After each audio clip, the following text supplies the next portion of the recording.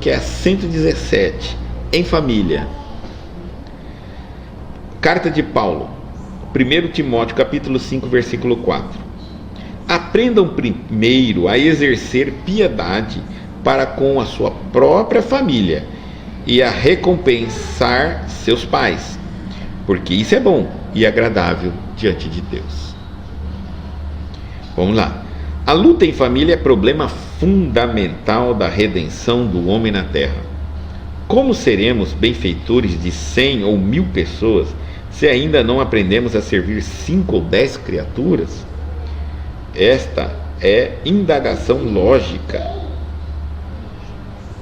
que se estende a todos os discípulos sinceros do cristianismo. Bom pregador e mau servidor são dois títulos que não coadunam. O apóstolo aconselha o exercício da piedade no centro das atividades domésticas. Entretanto, não alude à piedade que chora sem coragem ante os enigmas aflitivos, mas aquela que conhece as zonas nefrálgicas da casa e se esforça por eliminá-las, aguardando a decisão divina a seu tempo. Conhecemos numerosos irmãos que se sentem sozinhos espiritualmente, entre os que lhes agregaram ao círculo pessoal, através dos laços consanguíneos, entregando-se por isso a lamentável desânimo. É imprescindível, contudo, examinar a transitoriedade das ligações corpóreas, ponderando que não existem uniões casuais no lar terreno. Preponderam aí,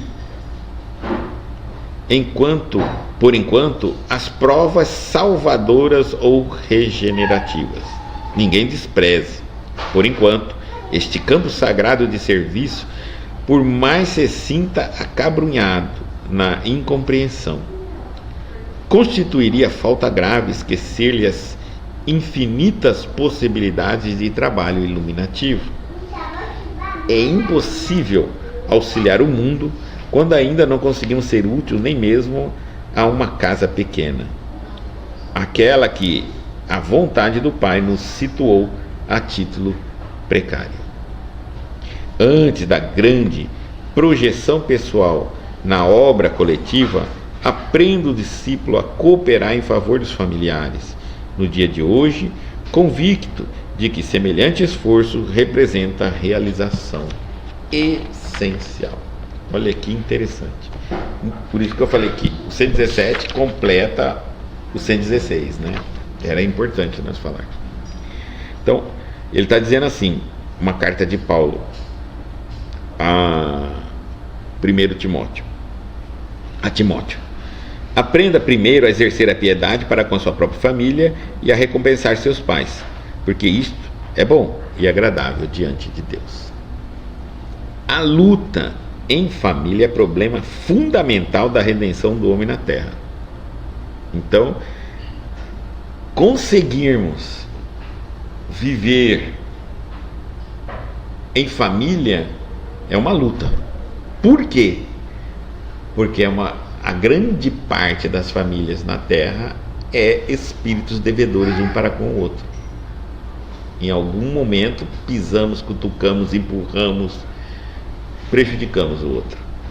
Se acotovelamos nessas caminhadas que viemos. Então, é um problema fundamental. Porque muitas vezes você só não está mais obsediado. Você imagina que esses espíritos... Vamos pensar uma situação. Imagina que você está numa família de 10 irmãos. Você imagina que nessa família de 10 irmãos ninguém se aguenta, ninguém se topa, inclusive você e eles com você. Imagina esses 10 irmãos desencarnados. Agora, né? Eles seriam espíritos livres, tendo ainda mais ódio. No caso, os poucos que têm ódio contra você, seria pior. Por quê? Porque mergulhado no corpo da carne, ele esqueceu quem você foi, o mal que você fez, ou qualquer coisa assim, um ao outro. E ainda carrega aquela culpa de dizer minha irmã, meu irmão. Se segura um pouquinho, papai e mamãe mandou, é minha família, né? Tenta se segurar. Livre, nem reencarnou, seria apenas, te peguei, você que me fez. Então, a nossa família já é muitas vezes os nossos obsessores encarnados. Bom, tendo isso, já é uma boa tentativa agora, né? Então, ele está dizendo assim: como seremos benfeitores de 100 ou 1000 pessoas se ainda não aprendemos a servir 5 ou 10 criaturas? Se é difícil às vezes você lidar 1 ou 2 ou 3 ou 4, imagine você lidar com 100 pessoas, e que cada um pensa de uma maneira, né? E que hoje, através da internet, a gente vê pessoas sentindo chateada pelos comentários que recebe às vezes de um vídeo que ela manda, toda na boa vontade, falando mesmo, tem pessoas que vão ensinar, por exemplo, eletrônica, e estão ensinando ali como que faz um projeto de eletrônica, ou um circuito de eletrônica, estão com toda a boa vontade ensinando, e vem um comentário assim: você fala uma palavra errada, você não sabe falar português. Cara, ele não é professor de português, ele está ensinando eletrônica. Veio outro falar assim, e na hora você segurou tal instrumento errado. As críticas, que eu estou querendo dizer é o seguinte: quando a gente entra em contato com o público, você vai perceber que nem todo mundo recebe você e entende a sua boa vontade. Muitas vezes você pensa que está criando amigo e está criando inimigos, críticos.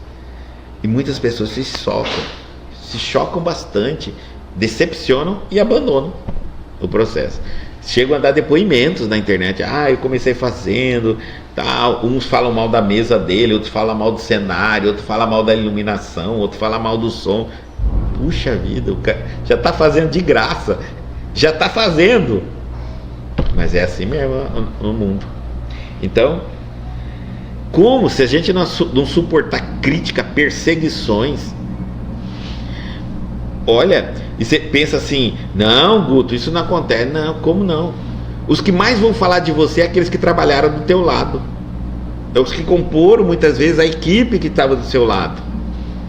Você acha que você vai parar o caminho porque alguns se desagradaram? Não, não vai parar, você vai seguindo. Tem que estar preparado para conseguir lidar com os problemas psicológicos que cada pessoa tem. Nós vamos entender que existe um fenômeno para todo mundo.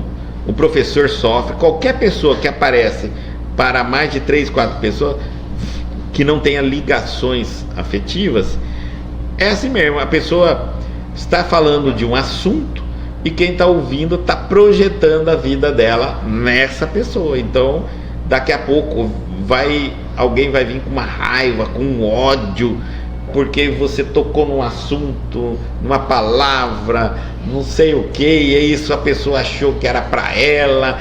Veja, o problema está nela, ela achou que é para ela, está nela. Mas é uma verdade que pode estar em 1 milhão de pessoas. E aí a coisa vira para o seu lado. É assim mesmo, gente. É assim mesmo.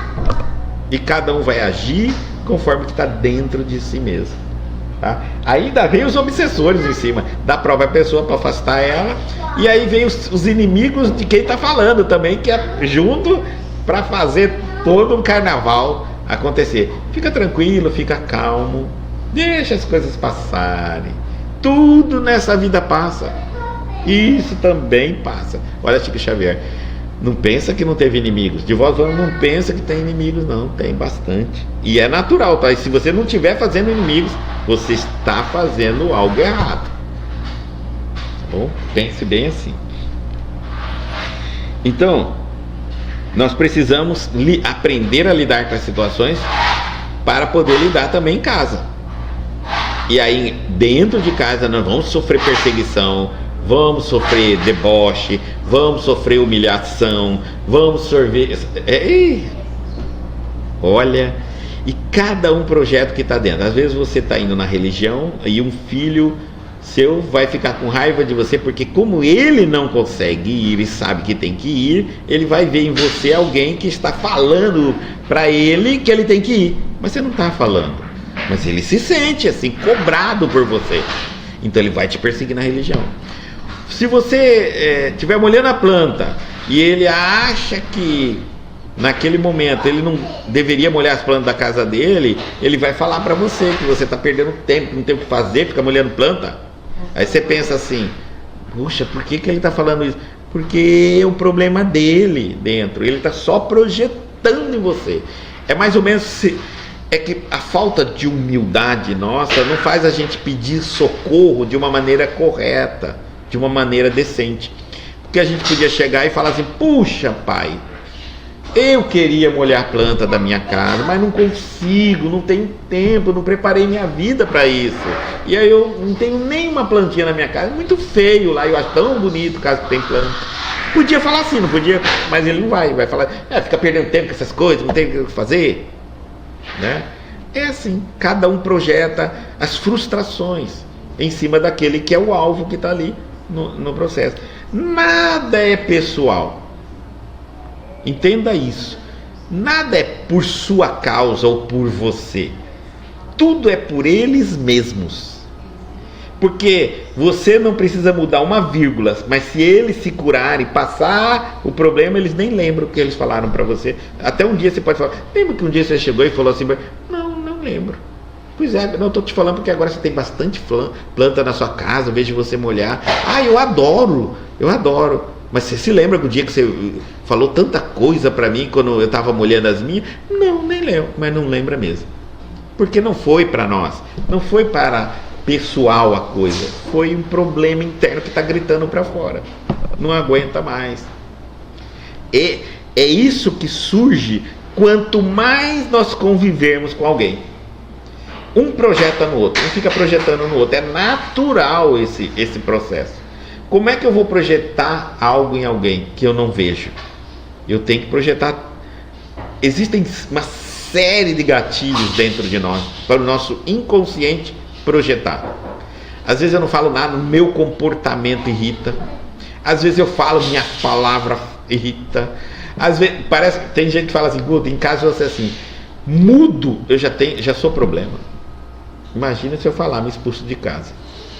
Porque parece que tudo irrita as pessoas. Aí a pessoa pergunta, será que eu que sou o problema? Não, é que existe um monte de pessoas em conflitos com problemas dentro de si mesmo. É isso. E se eu tomo tudo isso para mim, eu vou ficar muito amargurado. Eu não vou entender que um filho brigou comigo porque eu estava molhando a planta da minha casa. Como que ele fala aquilo? Eu não vou. Aí eu já vou ficar magoado, errado. Ele não falou para você. Ele é capaz, se você sair com ele, ele vai passar num lugar que ele está vendo alguém molhando a planta, ele vai perdendo tempo, não tem o que fazer. Aí, brigou com quem ele nem conhece. É que naquele dia foi você. E aí, familiar, a gente está em casa, a gente aproveita para falar tudo, tira a máscara e fala mesmo. Mas não tem nada a ver com a gente. Tá? Tem que ver um problema interno de cada um. Quando a gente vai entendendo isso, deixa para lá o que eles vão falando e segue sua vida. Vai deixando para lá, vai deixando para lá, vai deixando para lá e pronto. Daqui a pouco nem os que falam lembram. Só você que fica ferido. E aí é um problema, porque você fica todo machucado e eles ficam tudo bem. Ainda depois vão falar e virar assim, você tem que perdoar, tem que praticar o perdão. Também estão certo, que é para isso que tem que perdoar o perdão. Praticar o perdão. Então, e ele diz assim, esta é a indagação lógica que se estende a todos os discípulos sinceros do Cristo. Então nós temos que aprender a lidar com a nossa família, deixar para lá as coisas. Quanto mais leve veja, aprender a lidar com a nossa família não é aprender a controlar a nossa família, a dar ordem na nossa família. Não. Aprender a controlar a nossa família não é, na verdade, até essa palavra está errada, não é controlar a nossa família. Aprender a nos controlar na família. Como, Guto? Qual é o sinal de que eu estou gerenciando muito bem eu em minha família? quando você fica em paz, tranquilo. Apesar das críticas, das acusações, dos afrontamentos, do desaforo, das tentativas de briga, você fica tranquilo. Por quê? Porque você não quer brigar com ninguém. Já que você está percebendo seus conflitos, suas dificuldades e trabalhando isso em você, sem culpá-los. Mas eles não estão fazendo isso. Eles estão sem trabalhar neles internamente e estão culpando você de tudo. Tudo bem, você entendeu esse processo? Entendi. Então, deixa eles falarem. E continua tranquilo. Porque se você se apega, se dói, se machuca, aí você está com um problema. Você vai adoecer. Vai ficar cheio de problemas, cheio de dores, cheio de, principalmente nas partes de estrutura, né, de equilíbrio, que você vai ficar totalmente desequilibrado, aí tem problema em todos os ossos, coluna, tudo que vai vir. Por quê? Porque você não tem equilíbrio. O tempo todo alguém te irrita, tira você do sério, porque você ainda tem uma reação de não aceitar que esses seres humanos que são nossos familiares não são perfeitos e que estão ao tempo todo fazendo projeção em você. Mas não que você é o problema deles, mas você é a pessoa que eles estão descarregando o problema deles. Se você entrar nessa história de que eu não aceito isso, eu não concordo com aquilo, você vai brigar com todo mundo. Vai brigar com todo mundo. Então, é deixar para lá mesmo. Precisou, auxilia. Precisou, e você pode auxiliar, auxilia. Não pode, não auxilia. É porque essa pessoa talvez precisa trabalhar alguma coisa nela para pedir aquilo que você não pode fazer, pedir isso a outra pessoa. Porque senão você também vai virar um burro de carga, né? Já viu, né? Tem aquela história que é assim, ó. Tem o pai, tem a mãe e tem a tia que não casa. Ela fica solteirona.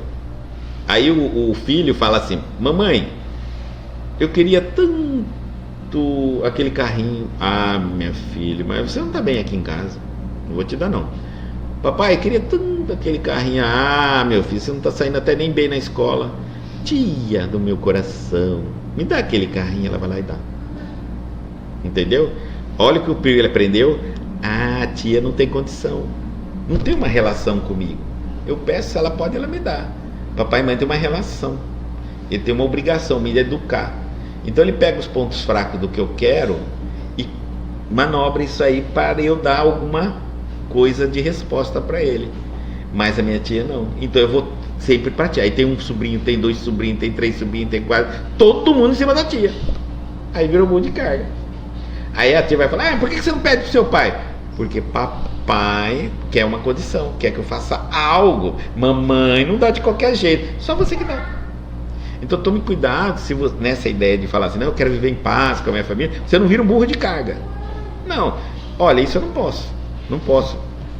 Ah, mas se você se esforçar, não vou esforçar. Talvez eu não posso, porque você precisa trabalhar algo em você, até mesmo para ganhar da origem. Ou seja, já pensou se a tia virasse assim: por que seu pai não te deu? Porque eu tenho que tirar nota na escola e você não está tirando? Não. Ah, é? Então eu não vou interferir. Se você ganhar de mim, você não vai tirar boa nota na escola. Então eu não posso te dar. Sabe por que eu não posso te dar? Porque você precisa estudar mais para tirar boa nota e ganhar pelo seu pai. Eu não vou tirar o papel do outro. Porque muitas vezes aquele que se torna burro de carga, ele está tirando a responsabilidade e o papel de todo mundo. E aí vai ficar sobrecarregado.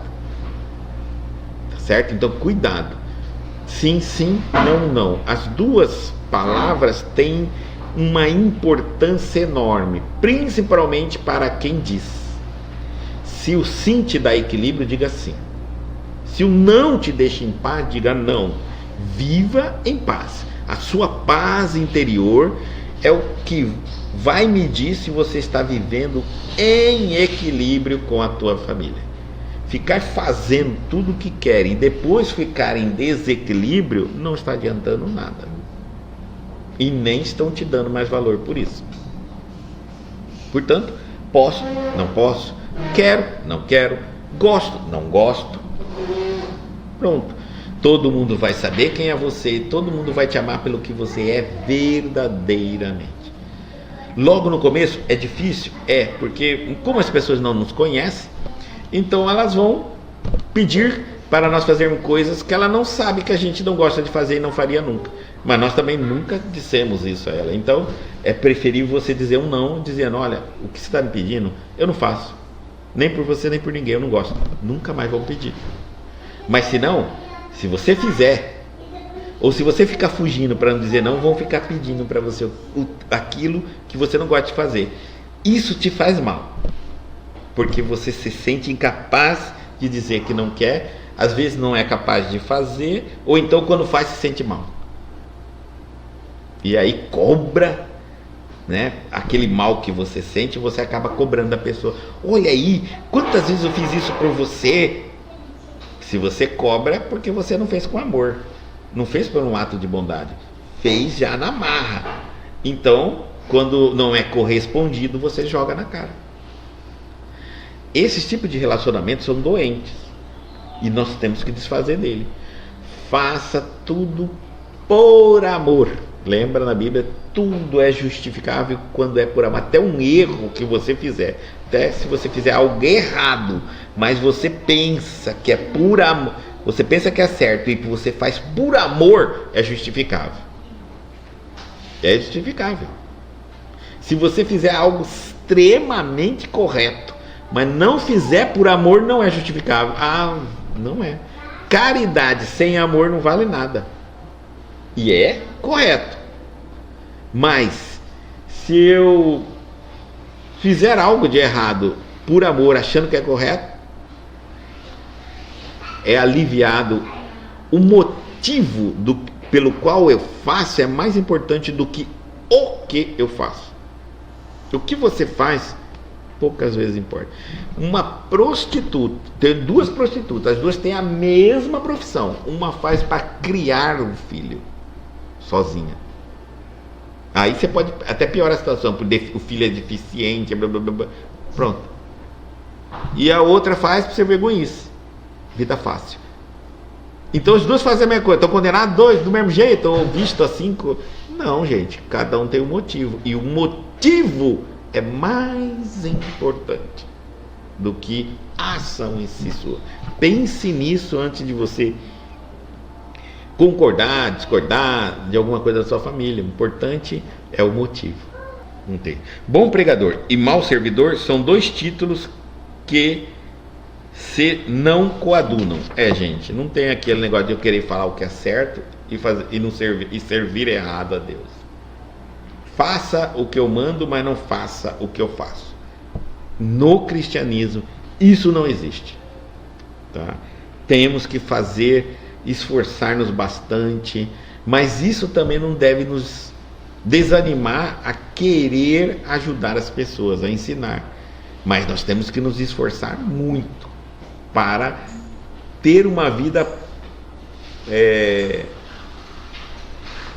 que coaduna com os nossos ensinamentos, o mais próximo possível, tá? O mais próximo possível. O apóstolo aconselha o exercício da piedade nos centros das atividades domésticas. Entretanto, não alude à piedade que chora sem coragem ante os enigmas aflitivos, mas aquela que conhece as zonas nefrálgicas da casa e se esforça por eliminá-las, aguardando a decisão divina a seu tempo. Então ele fala, piedade não é aquele choro, aquela lamentação que a gente fica. Não, é a piedade em que você se esforça muito e não tem resultado. Então você apela por ter piedade. Vamos dizer, um filho que insiste em errar, usando drogas, sei lá, qualquer coisa assim, e que está insistindo, aí vem a piedade. Porque Se você não apelar para a piedade, você vai ficar tão desgostoso que daqui a pouco você vai até duvidar se ama ainda aquele seu filho. Tão irritado que você fica, tão magoado, tão chateado, que você fala, não quero mais e não queria mais essa pessoa do meu lado. Tá? Pode acontecer? Pode, porque machuca demais, dependendo da situação. Né? Então, não, aí ele fala, a piedade é aquela que vai onde está o problema. Eu vou ali. Dói, machuca, incomoda, mas o meu papel de esclarecedora, de pai, de mãe, de irmão, de amigo, eu preciso fazer. Eu preciso.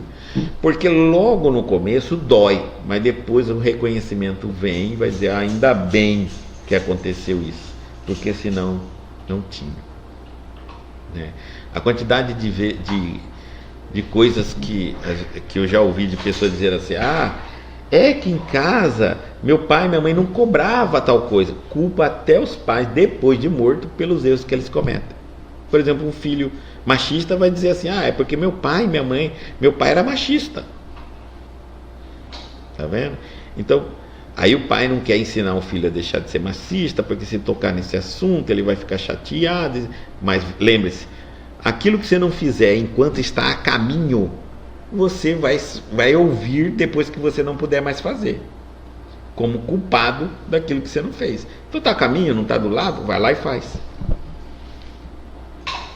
Então, conhece as zonas nefrálgicas da casa e esforça por eliminá-las.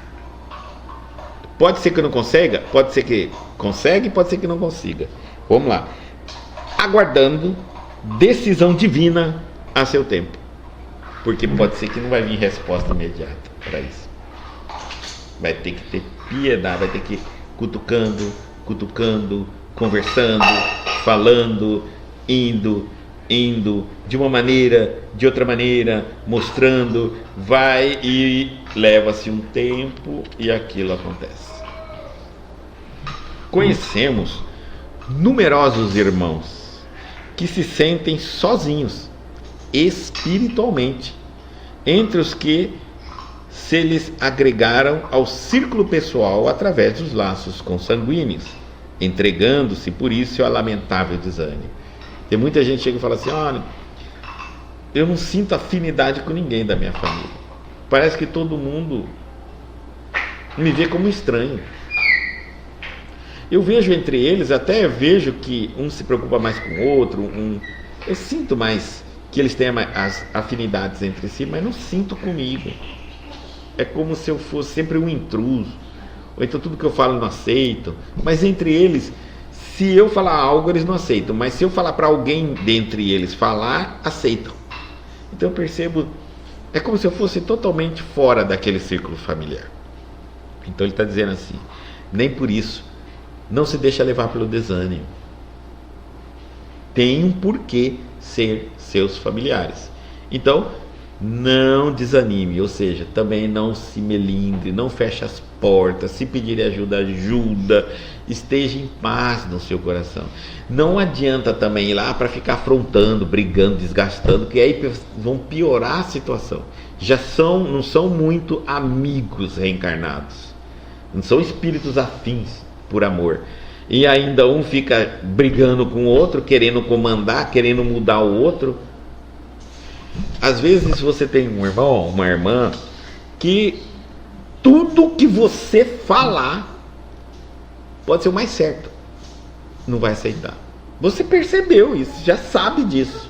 Por que você continua peitando, falando, brigando, impondo? Para quê? Percebeu? Não fale mais, mas não crie melindre. E aí, isso é importante. Aí o que você quer ajudar? Fale para alguém que fale com essa pessoa. Explica para ela, aí ela vai lá e fala com essa pessoa, e ela vai ouvir. E tá bom, não tá bom? Quando a gente ama alguém, quando a gente está tentando se esforçar para gostar de alguém, a gente quer o bem dessa pessoa. Não importa se esse bem tem que ser trazido pela minha boca, pelo meu gesto. Muitas vezes Eu de frente com a pessoa não trabalho, parece com nada, mas por trás eu estou fazendo oração, eu oro por essa pessoa, eu peço pelas pessoas que estão do lado para influenciar ela alguma coisa que eu quero dizer, eu perdoo alguns erros dela, eu estou fazendo muito por essa pessoa, só que de frente a frente não estou fazendo nada, porque de frente a frente não dá, vai haver um desgaste, uma briga, e aí não adianta nada. Então, às vezes o recuo de convivência é importante. É importante para que isso não contamine até o sentimento na raiz mais profunda. Aí tem que vir várias reencarnações até se libertar disso. É imprescindível, contudo, examinar a transitoriedade das ligações corpóreas. Nós precisamos examinar que as ligações corpóreas ou consanguíneas, elas são transitórias. O seu irmão, esse irmão, ou essa irmã, ou esse pai, ou essa mãe que não te aceita, que não te ouve, que não te respeita, nem sempre foi seu pai, foi sua mãe, seu irmão, sua esposa, seu marido. Nunca. Não, é só nessa vida. Talvez nunca mais vai ser. E também nunca foi nas outras. Então por que a gente se dói tanto por agora? Talvez essa pessoa que hoje te machuca muito, porque exatamente essa condição que ela veio. Quer ver? No laço consanguíneo, por exemplo. Vamos supor que um irmão seu falasse algo a seu respeito e um pai seu falasse a mesma coisa que o teu irmão a teu respeito. Talvez você doeria muito mais por um pai ter dito isso do que por um irmão, devido à hierarquia consanguínea. Não é? Então, muitas vezes, é isso que está acontecendo. Ele está falando algo que está te doendo, é porque ele é seu irmão. O outro é porque é pai. Se não fosse nem pai nem irmão, fosse um vizinho, você não estava nem aí. Então, pense um pouco nessa transitoriedade. Que é em cima dessa transitoriedade, a gente elimina muito o melindre. Essas dores, essas raivas, esses ódios, né? Porque às vezes a gente levantar aquela tese assim, como que meu filho, meu pai, minha mãe, minha irmã, se a gente diminuir um pouquinho essa visão que nós temos e começar a pensar, hoje hoje esse espírito é meu filho, hoje esse espírito é meu marido, minha esposa, minha irmã, hoje, porque depois que eu morrer não é mais. E pode ser que nós nunca mais vamos se encontrar dessa forma. Então, hoje já ficou melhor. Porque quando a gente fala meu pai, parece que é pai e mãe para sempre. Imagina se um pai fala, um pai fala algo que você não gosta, vai falar meu pai, parece que é o pai eterno que falou aquilo que nunca mais você vai perdoar. E não é um pai transitório, que também não é perfeito, que também foi um filho, que também teve seu avô, que era o pai dele, que também não foi perfeito. E que ninguém é perfeito nesse mundo. Veja como vai ficando mais leve a visão. Vai ficando mais leve. Quanto mais, porque fica menos pessoal, menos grave. É isso que eles querem passar aqui. Dê uma visão mais leve nas relações. Pense nessa transitoriedade. Se você não pensar nessa transitoriedade, meu Deus, você vai se machucar muito. Ponderando que não existem uniões casuais no lar terreno. Então, olha, está assim, é irmão agora porque precisa ser irmão. Então, aproveita e trabalha. Se pelo menos nessa vida você morrer não querendo o mal dessa pessoa de maneira nenhuma, já está melhor do que quando vocês vieram reencarnar, que se odiavam. Segundo, agora além de não querer mal, você está totalmente pronto para ajudar no que for preciso. Melhor ainda do que simplesmente não querer o mal. Terceiro, se você ainda estiver disposto, né, a conviver com essa pessoa ainda aceitando os pontapés, os cotoveladas, os desgastes, e não se desequilibrar, porque se você vai desequilibrar, é melhor você não fazer, fica na primeira mesmo. E não desequilibrar. Terceiro, melhor ainda, o que você não pode: mágoa, levar daqui raiva, ódio, vingança, não querer o bem. Pode não querer o mal, mas não quer o bem dessa pessoa. Vou explicar. Eu falo assim: eu não quero o mal dessa pessoa. Mas aí alguém fala: você viu? Comprou um carrão. Deve estar roubando. Fulano, que você está falando? Não quero mal dessa pessoa. Você não quer, você não desejou que ela perdesse o carro. Você não desejou que ela passasse fome. Mas você não quer o bem dela, que ela compre um carro bom, bonito. Você não quer o bem. Então nós temos que tomar cuidado, que às vezes a gente, só de não querer o bem, já é um sinal de que tem algo no meu coração, às vezes a pessoa não tratado. E é isso que vem, quando eu desencarnar, na minha consciência, na qual eu vou me preocupar lá dentro. Compreendeu? Então eu tenho que estar totalmente aberto a isso. Ninguém preponderam aí, por enquanto, as provas salvadoras ou regenerativas. É a maioria das famílias neste planeta. A maioria, 99%.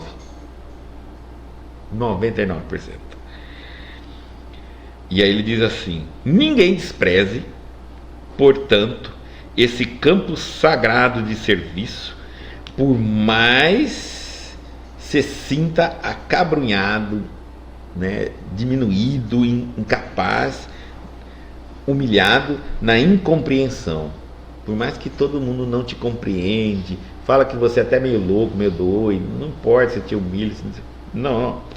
Constituiria falta grave esquecer-lhe as infinitas possibilidades de trabalho iluminativo.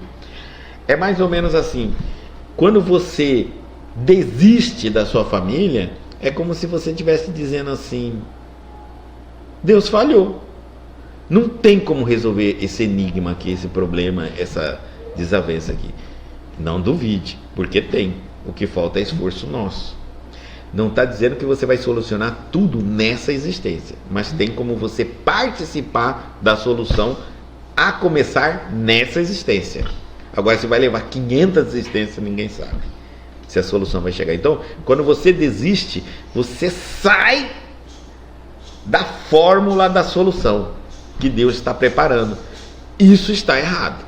Agora você está duvidando do poder de Deus, está menosprezando as infinitas possibilidades de trabalho iluminativo, que há muitos meios de se fazer chegar a essa mesma coisa.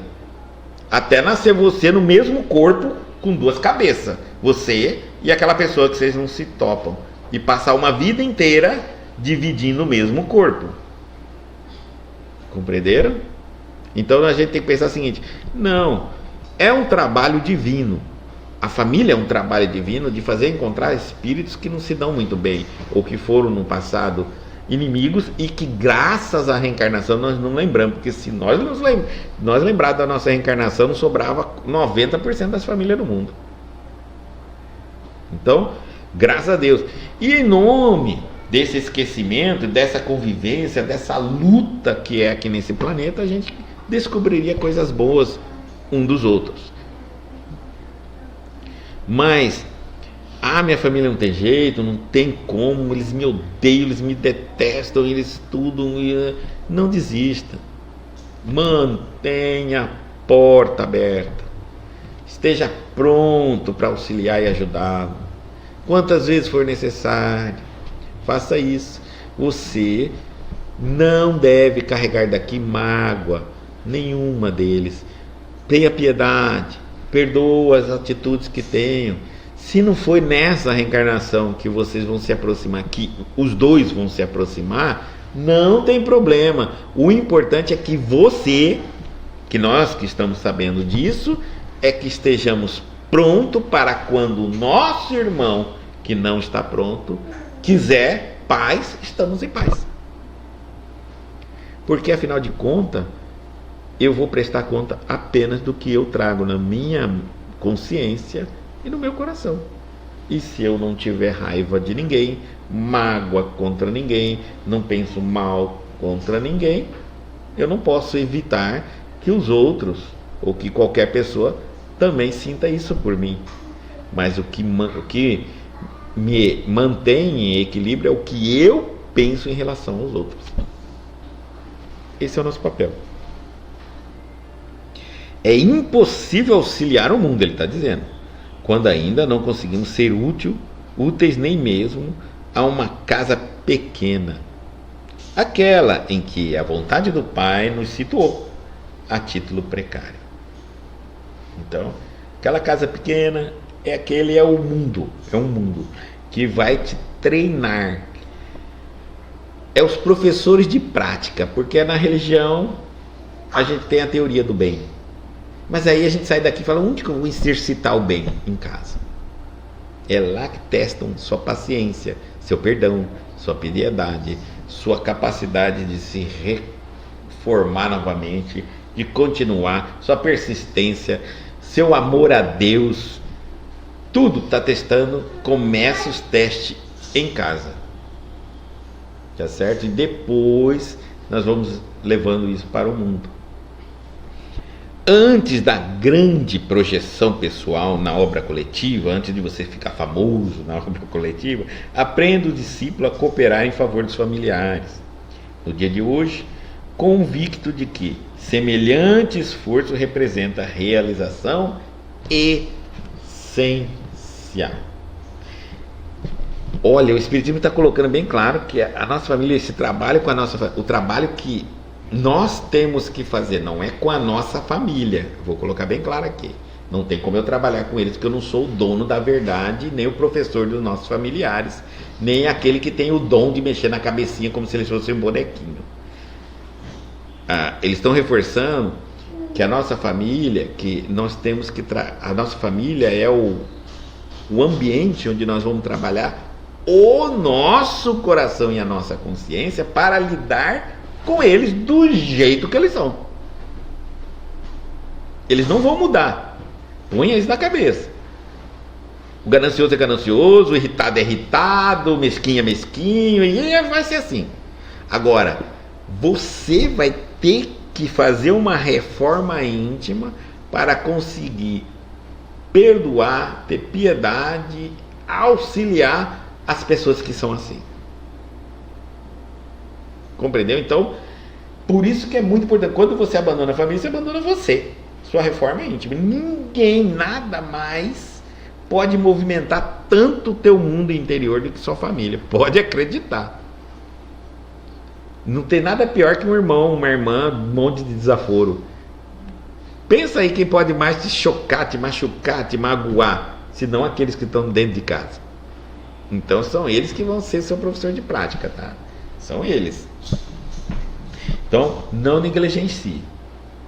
Eles são aqueles que estão fazendo você pegar uma reviravolta de tudo que é fraco em você, trazer para fora, mostrar para você, assim, puf! Quer ver, por exemplo, a hora que você fica com raiva, tá vendo aí? Você tem raiva aí, olha a raiva que você tá de mim. Ah, você não está conseguindo me perdoar aquilo que eu te fiz. Então, tá vendo? Você não consegue perdoar. Eles são professor de prática. Os nossos obsessores fazem isso com nós. Eles maltratam, nos perseguem, fazem tudo. Se você olhar torto para eles, falam: você é de qual religião mesmo? Cristã. Você é espírita. E que estão olhando torto para mim? Você não tem que me perdoar? Tá vendo? Então, é assim que as coisas funcionem. E mais uma coisa também, e é tão importante isso, porque hoje nós estamos vivendo um momento que o trabalho dentro de casa, a convivência familiar não tem valor, né? Então, tanto que as feministas estão falando que as mulheres que ficam em casa para educar os filhos é um absurdo. É um absurdo uma mulher ficar em casa. Vai ter que sair no mercado, concorrer com um homem, aquelas coisas que a gente fica ouvindo aí. Gente, é o seguinte: alguém tem que ficar, o homem ou a mulher. Quem fica está com a maior e é das mais nobres tarefas. Moldar o caráter humano. Você moldar o caráter de um ser humano, você está contribuindo com um tijolo num mundo melhor, no reino de Deus. Ninguém vai poder dizer, aquele foi seu, aquele é seu tijolo. Você pode fazer o que você quiser, você pode ganhar milhões, todo o dinheiro do mundo. E que grande parte desse dinheiro, só pelo fato de como você ganha, já cometeu um monte de erro, e só pela forma como você vai gastar mais um outro tanto de erro.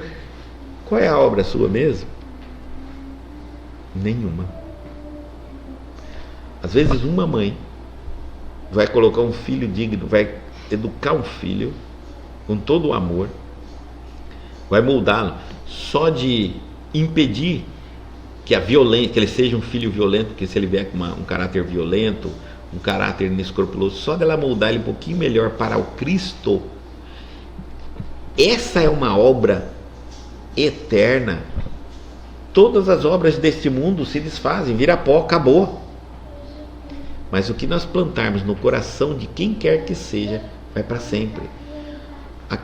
Se você colocar um filho mais próximo de Deus, do Cristo, do amor, esse filho vai continuar caminhando, e que aquela semente que você colocou ali, você vai ver aquilo virando. Quando mais esse filho progredir, mais você vai ver a árvore que você plantou a semente. Não existe na obra espiritual algo mais importante do que isso. Não tem um cargo nesse mundo que você pode alcançar que chegue aos pés disso. É extremamente importante. Pai e mãe saem fora de casa, vão ganhar o mundo, ganham rios de dinheiro. Rios de dinheiro. E seus filhos se perdem no mundo por falta de orientação, de amor, de acompanhamento. Acabou a família. Pronto, acabou a família. O que vai ser do mundo lá na frente? Um mundo pior. Filhos despreparados para enfrentar, mais egoístas, mais frios, mais gananciosos, e assim vão começar o mundo. E eles vão ter filhos, vão passar isso para adiante. O mundo que nós vamos voltar, os pais ambiciosos que saem de casa para ganhar o mundo lá, vão voltar num planeta onde o mundo vai ser mais frio, mais ambição, e talvez um mundo em que eles nem vão mais conseguir voltar, porque a ordem vai ser aborto. Porque a ganância cresce tanto que eles não querem mais nem ter filho, para não ter como gastar o dinheiro. E nem vão mais poder. Agora imagine a obra de um cristão, no caráter de um filho, de 2 filhos, de 3 filhos. Eles vão indo, um mundo melhor. Cada vez melhor. Então pense, o pai ou a mãe, quando estão cuidando do caráter do filho, estão plantando algo que tudo que nós fizermos no mundo material feito pelos homens, são coisas feitas pelos homens, vão virar pó mesmo. Aquilo que Deus criou, a natureza, os reinos minerais, a natureza, os animais, tudo que nós colaboramos com as obras de Deus para aperfeiçoá-la, olha bem, estamos dentro desse aspecto de evolução espiritual. Não é a cadeira, se eu modificar ela, a casa, se eu construir cada vez mais bonita, isso é nossa obra, homem. Não, se eu cuido de um animal, se eu cuido das plantas, se eu cuido do planeta Terra, se eu cuido de um ser humano, são obras diretas de Deus. Os espíritos, os benfeitores, se você vai falar para ele, minha casa, ele não quer saber da casa, não é Deus que fez. Estou pensando em trazer um espírito arquiteto para mostrar aqui minha cadeira para ele, não quer saber disso. Agora você fala assim, queria me ver um benfeitor para ajudar a dar um passe nesse animal, vem. Para dar um passe na planta, vem. Para ver por que minha planta está morrendo, porque é obra de Deus. Tudo que é obra de Deus, os espíritos mais evoluídos. Agora o que é obra do homem, é obra do homem. A obra do homem só serve para que o homem se desenvolva intelectualmente para um dia enxergar as obras de Deus. Mas uma vez que ele enxergou as obras de Deus, nem mais precisará das obras materiais dos homens, porque ele estará bem evoluído, e num mundo evoluído a matéria já quase não existe. E muitas vezes eu cuido mais de um carro, da minha casa, da minha cadeira, esqueço de cuidar de um animal, de uma planta e de um ser humano. Então, por isso que nós estamos falando ser humano, familiares, né? Aí. Então é melhor ter, olha, suporte, às vezes aguenta, supera o seu ego, não milindre tanto com as pessoas quando te ofende, te magoa, te persegue, te pisa ali dentro de casa. Vai relevando, não fica chateado não, porque aquilo ali é uma obra de Deus, é um ser espiritual, um espírito. Larga pra lá, releva. Vai, vale a pena, Guto? Vale, se você conseguir sem se desestruturar, vale a pena. É muito melhor do que você cuidar de 10 carros, 10 casas, 500 trabalhos, não sei quantas estátuas, nada material na Terra. Nada material é mais importante que as obras criadas por Deus. Nós somos co-criadores. Portanto, a nossa responsabilidade é cuidar das obras de Deus na terra. Dos homens, se eu não cuido, o outro vem e cuida, e se eu não cuido, ele se desgasta, a própria lei devolve ao estado natural, vira pó, e aí eu compro outro, tanto que não é nem nós que fazemos. Tá bom?